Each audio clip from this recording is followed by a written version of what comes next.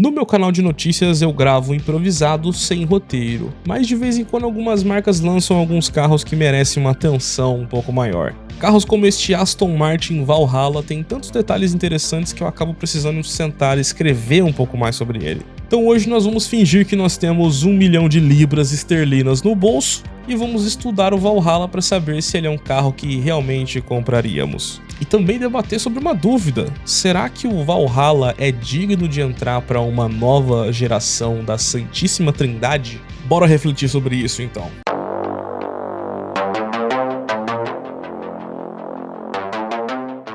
Primeiro, o nome. Valhalla é um majestoso palácio em Asgard, governado por Odin na mitologia nórdica. É para onde vão os guerreiros vikings que morreram com honra em batalha. Eles são levados pelas Valquírias e em Valhalla eles treinam e bebem para o dia do Ragnarok, o apocalipse da mitologia nórdica. A Aston Martin também tem o Valkyrie, Valkyria, esse que além de passar vergonha no WEC, também é um dos carros de rua mais irracionalmente insanos já criados. Então fica uma brincadeira interessante: será que um dia teremos um Aston Martin Ragnarok?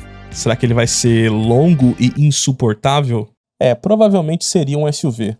Enfim, o Valhalla nasce para ser o primeiro supercarro da Aston Martin com motor central traseiro, produzido em série e capaz de ser homologado globalmente. Isso porque o Aston Martin Valkyrie, embora ele seja legalizado para as ruas, não é em todos os países do mundo. Até mesmo nos Estados Unidos, por exemplo, algumas unidades tiveram recalls por falhas em alguns componentes elétricos e por conta de emissões de poluentes e barulho, ele não pode rodar livremente no mundo afora. Valhalla então entra nessa posição por ter catalisadores, por não ser tão barulhento assim, a gente já vai falar sobre isso. Então na teoria o Valhalla teria um mínimo de usabilidade em ruas reais, mas também com performance insana na pista.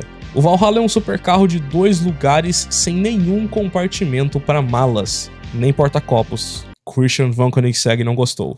Todo o comprometimento do projeto acabou sendo em características que tornam ele um carro muito bom para track days em autódromos. Na prática, se você tem dinheiro para um Aston Martin, mas ainda assim quer ter espaço para levar malas e fazer algumas viagens com a sua esposa troféu, ou mais provável sua Sugar Baby, faria então talvez mais sentido um Vanquish, que também tem vídeo no canal de notícias sobre ele. Geralmente os supercarros têm um pequeno compartimento de malas na dianteira, já que o motor fica lá atrás. O que vemos aqui, por exemplo, são as molas expostas da suspensão que é no arranjo push rod, suspensão que está geralmente em carros totalmente de pista.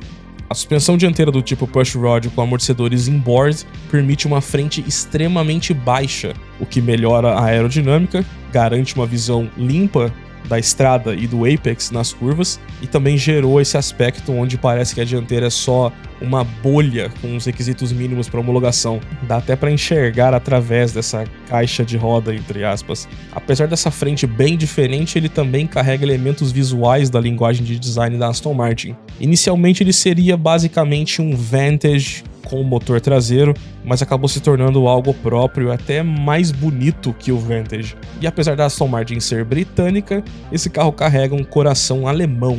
Ele herda coisas do fantástico AMG GT Black Series. Uma delas é o sistema de aerodinâmica ativa dentro desta grade, que tem esse formato de boca gigante. Eu abordei um pouco mais sobre isso no meu vídeo sobre a nova geração da AMG GT, que também vai estar no card na descrição. Com o imenso difusor na traseira e com uma asa que inclina até 50 graus, o Valhalla então tem muito downforce, mais de 600 kg de downforce. E falando sobre essa asa de aerodinâmica ativa, quanto mais downforce ela gera, mais o sistema tem que ser parrudo para aguentar. Aqui no Valhalla não é diferente. Os pistões levantam a asa 255mm no modo Racing, inclinam os 50 graus que eu mencionei, criando aquele efeito de flaps de frenagens, semelhante ao que eu expliquei sobre o Pagani Huayra no vídeo sobre a história da Pagani, e o sistema do Valhalla ainda faz tudo isso em menos de meio segundo. Não que ele seja o sistema mais rápido do mundo, mas de novo, é a primeira vez que a Aston Martin produz e homologa globalmente um carro desse tipo. É de se merecer respeito. Só é engraçado que quando essa asa tá no modo Racing e você freia o carro, ela tampa inteiro o espelho interno, sem nenhuma visibilidade do que tá atrás. Eu citei tudo isso sobre aerodinâmica porque recentemente eu me peguei tendo um pensamento que é óbvio, mas ao mesmo tempo também não é. Eu sempre via nos vídeos esses mecanismos de aerodinâmica ativa e eu nunca parei para pensar o quanto isso tem que ser forte. Só depois que eu vi o mecanismo e que eu vi o chassi da Ferrari F80 exposto, aí que eu entendi que esse sistema da asa ele tem que ser preso diretamente no subchassi traseiro. Aí que eu entendi o quão difícil é fazer um tipo de asa dessa, é muito legal. Então, de novo, esse carro foi um desafio muito grande para Aston Martin. Não é à toa que teve anos de atraso, né?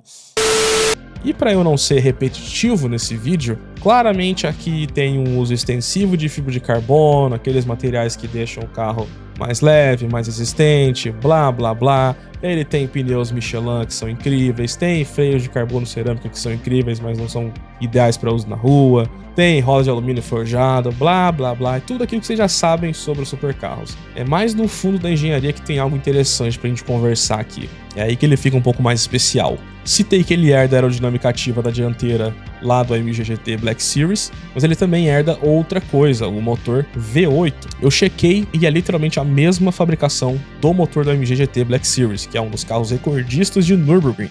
O AMG GT Black Series é um carro tão incrível que só tem outros 2 modelos produzidos em série mais rápido que ele. Os 911 GT2 RS modificados pela Manthey, ou seja, não são carros originais de fábrica, e o outro mais rápido que ele, homologado para as ruas, é o AMG One, que é literalmente um carro com motor de Fórmula 1 para as ruas. Na prática, até abril de 2026, quando eu tô gravando esse vídeo, dentre os carros originais de fábrica, a Mercedes é a rainha de Nürburgring. Claro que isso coloca um alvo imenso nas costas deles, os rivais estão se movimentando, e é claro também que a Aston Martin paga rios de dinheiro para que este motor esteja aqui no Valhalla. É o mesmo 4.0 Hot V8, né? Então os turbos compressores estão entre as bancadas de cilindro, só que aqui no Valhalla a única modificação que eu encontrei supostamente seria um remap, porque o código do motor é o mesmo. Aqui no Valhalla, convertendo de HP para cavalos, ele tem então 839 cavalos, pouco mais de 100 a mais do que o AMG GT Black Series. E para torná-lo um carro 2026, ou seja, que atende às normas de emissões para que então possa ser homologado no mundo inteiro, a Aston Martin ainda colocou junto do V8 2 motores elétricos lá no eixo dianteiro, por isso não tem espaço para as malas, incrível como que cabe mesmo com a dianteira baixa que eu mencionei, e também colocaram mais um motor elétrico sanduichado entre o motor e o câmbio. Câmbio que também é novo para um Aston Martin, se não me falha a memória, é a primeira vez que eles utilizam um câmbio de 8 marchas de dupla embreagem, é um câmbio bem moderno. A ré do carro é feita pelo motor elétrico, ele tem um diferencial eletrônico integrado ao motor elétrico, o sistema tem 400 volts e ele tem uma bateria pequena para alimentar esses 3 motores elétricos, que é uma bateria de apenas 6.1 kWh. Ele é um híbrido plug-in. Não há muita informação no site da Aston Martin sobre recuperação de energia, mas com certeza ele também tem. Não sei se chega a ter por frenagem, tal como um Kers da vida, se eu vou ficar devendo porque o site da Aston Martin não foi tão claro quanto a isso. E para um carro híbrido desse tipo, até que ele é um carro bastante leve, são cerca de 1.650 quilos, ou 1 tonelada mais leve do que uma M5. Dá quase ali, ó, chega pertinho do peso da sua tia depois da Páscoa. Por que eu ainda faço isso? Por que vocês gostam disso? E o resultado desse sistema todo, na potência combinada, temos aqui então 1.079 cavalos e convertendo de newton-metros temos 101,97 kg força-metro de torque. Uma completa estupidez. O mercado hoje banaliza esse número, mas é um número surreal. E já que eu fiz a piada de tia, vamos fazer aqui uma outra brincadeira que faz tempo que eu não faço aqui também no vídeo. Um único Aston Martin Valhalla tem o torque somado de 10 Volkswagen Polo Trek. O que isso muda a sua vida? Em absolutamente nada, só para você conseguir imaginar na sua cabeça o que são 100 kg de torque. Aí depois de tudo que eu li sobre esse carro, obviamente eu não o dirigi, não tenho competência para isso e nem acesso, então para isso eu fui pesquisar o que outros pilotos estavam dizendo sobre ele. Caí no vídeo do Razão Automóvel, canal português fantástico, e lá eles trouxeram a informação surpreendente de que mesmo com esses mais de 1.000 cavalos, ele ainda assim é um carro dócil, capaz de absorver bem as imperfeições do asfalto, no modo de condução mais suave, ao mesmo tempo que ele revela todo o seu potencial de performance ao ser levado para a pista, que o Razão Automóvel também fez. Eles descrevem o carro como uma verdadeira máquina de devorar curvas. todo esse potencial de dirigibilidade em um carro que atende às leis de emissões e ainda por cima é um dos carros mais lindos já lançados nesta década. Pelo menos na minha opinião, comente aí a sua, se você acha esse carro tão bonito assim também. E a Aston Martin não aplicou as frescuras que geralmente a Ferrari aplica na compra dos seus carros. Eles disseram que mais de 50% dos compradores do Valhalla não eram clientes Aston Martin antes. De novo, apesar dos atrasos na produção, quem comprou está recebendo o carro esse ano sem nenhuma frescura. Mesmo custando seus mais de 1,3 milhão de dólares, ainda assim quase todos os 999 Valhallas que serão produzidos já foram vendidos. O Valhalla é um caso extremamente raro porque é um veículo que pela tecnologia pode ser considerado um hipercarro, ele é um herdeiro da filosofia dos originais da Santíssima Trindade lá de 2013 e que mesmo sendo o ápice tecnológico dessa montadora, ainda assim ele deve se tornar um produto lucrativo no fim das contas, é muito raro nesse nicho. E aí falando então sobre esse termo Santíssima Trindade, que eu não coloquei de propósito após a Páscoa, é só uma alegoria que se criou na internet desde 2013. Esse termo veio da popularização do termo hipercarro, que aconteceu com o lançamento do 908 Spider, LaFerrari e McLaren P1. A santíssima trindade dos automóveis se deu por conta desse ápice tecnológico daquele tempo. Hoje, 13 anos depois, os sucessores não necessariamente mudaram a fórmula. No lugar do McLaren P1, hoje temos o McLaren W1, só que o W1 não é nenhuma revolução tecnológica em relação à receita do P1. Ele melhora e inova na aerodinâmica, só que com um design bem menos impactante. E de powertrain é praticamente a mesma coisa. A LaFerrari indiretamente foi substituída pela F80, digo isso porque eles trocaram do V12 aspirado para o V6 biturbo. Eles chegaram no ápice do powertrain com o V6 biturbo. A F80 foi 5 segundos mais rápida que a LaFerrari no circuito de Fiorano. Só que o carro, além de ter um design repulsivo, ele tem som de vento quando passa. E o que falar então da Porsche, que o 908 Spider nem sequer teve um sucessor. A Porsche brincou com o conceito Mission X, que seria elétrico, e agora estuda a possibilidade de um talvez sucessor para o 918. Se esse carro realmente existir, vai vir só lá para 2030. Com isso, se forçarmos um pouco a barra, o Aston Martin Valhalla então entraria para a nova Santíssima Trindade, ao lado de F80 e W1. Ele atende os requisitos tecnológicos de engenharia, é um dos carros híbridos mais rápidos do mundo, tem um design incrível, bem mais do que a W1 e a F80, remete muito mais à era antiga, tem menos de 1000 unidades, então é um carro que vai ser bem raro, é caro pra caramba. Na teoria, então, ele entraria para essa nova Santíssima Trindade, só que eu não sei se nenhum desses 3 modelos tem o mesmo impacto na cultura automotiva. Não me entenda mal, o Valhalla é um carro incrível, com tantas qualidades que eu levei todo esse tempo no vídeo descrevendo. Só que mesmo com tudo que eu mostrei a vocês, em nenhum momento eu fiquei de fato impactado daquela maneira que eu fiquei em 2013. E eu acho que eu sei o motivo. E vocês não vão gostar. Porque do que caralhos adianta você pagar $1 milhão na porra de um carro que tem ronco de golfe?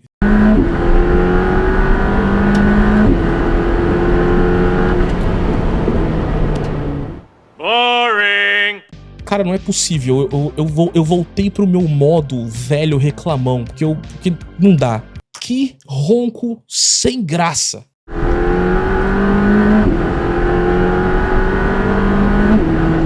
Muito chato!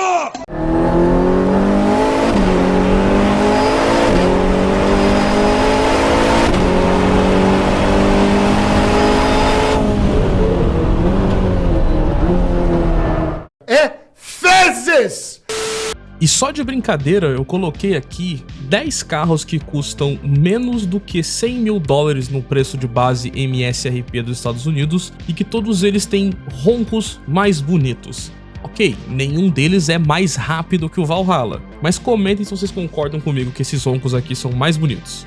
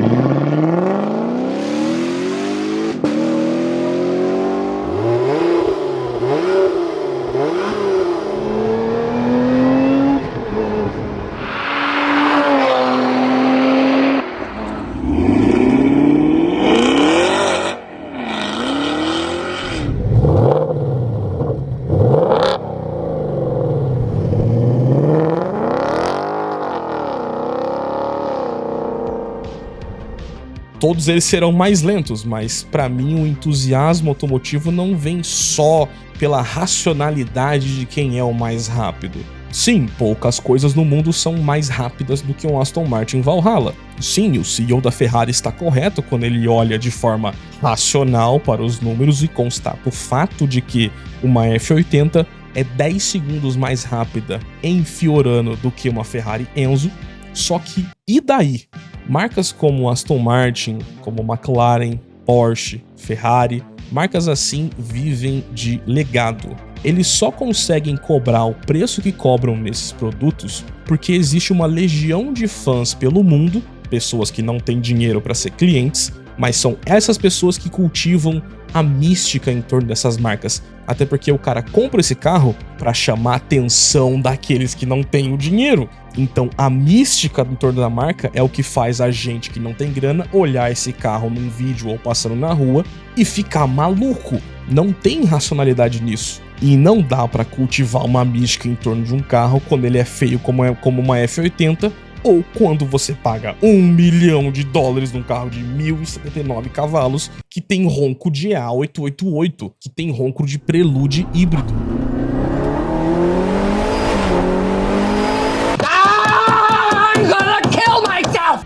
O Euro 7, o padrão de emissão de poluentes Euro 7, está matando uma das partes mais legais dos supercarros para aqueles que não têm dinheiro para comprar. Porque mesmo os que têm dinheiro para comprar não são também quem vai extrair o máximo do limite de pista desses carros. Para mim, dane-se quem que é mais rápido, quem que tem o 0 a 100 mais rápido, quem que ganha no super trunfo. Eu não virei entusiasta automotivo porque eu fiquei olhando números. Eu quero barulho, eu quero caos. Eu sei que esse vídeo virou uma cagação de regras chata no final, eu peço desculpas, mas é puramente a minha opinião. É como eu me sinto. Eu criei esse canal de carros para contar histórias e para contar como eu me sinto diante de alguns carros. E basicamente é isso, essa é a minha humilde opinião. Vou deixar aqui embaixo o vídeo do Razão Automóvel para você assistir e tirar suas próprias conclusões. Mas para mim é isso. Para mim não importa se um carro tem mais números, se um carro é puramente mais rápido ou não.